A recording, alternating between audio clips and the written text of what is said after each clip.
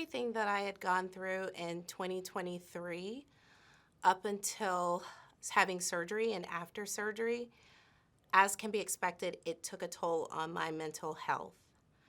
I fell into depression. I didn't know it initially. I just didn't want to be around people. I was home most of the day. I would go to work, and so I was functioning with working with my clients.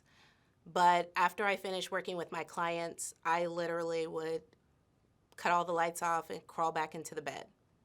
And I did this for quite some time.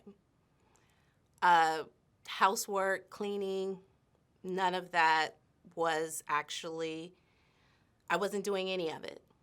And I went to the doctor and I just started crying in the doctor office. And that's when my doctor prescribed medication for depression as well as medication for anxiety.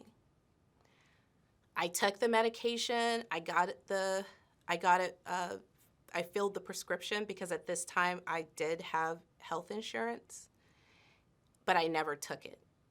And we all know when you start talking about taking mental health medicine, you have people and friends who will tell you, don't take anything that's going to mess with your mind, and you don't need it, just pray about it. And that's exactly what I did, was I continued to pray. And it stopped me from actually even coming to church. I would watch the church sermons online because I just didn't want to be around as many people. One Sunday, Reverend Carlia preached, and she preached on mental health.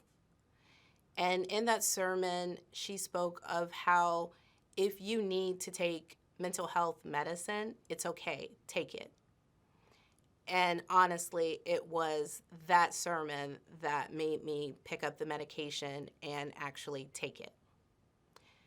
After taking it, it takes about 2 weeks to take effect. After taking it, I did start to feel better.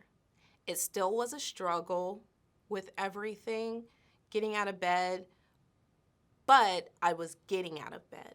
And so it was a big difference with taking the medication. I found a psychiatrist that I started going to, who then took over prescribing the medications and finding the right balance for me. I didn't want to take anything too strong, and I definitely didn't want to take anything that was habit forming. And so they helped me find the perfect medication for that. And I also was linked with a therapist that I am still seeing to this day, who was able to help me recognize that the anxiety that I've been dealing with for quite some time, and also to help me realize exactly when the depression started, and helping me to cope and helping me to get better so that eventually, soon, I can get off the medications.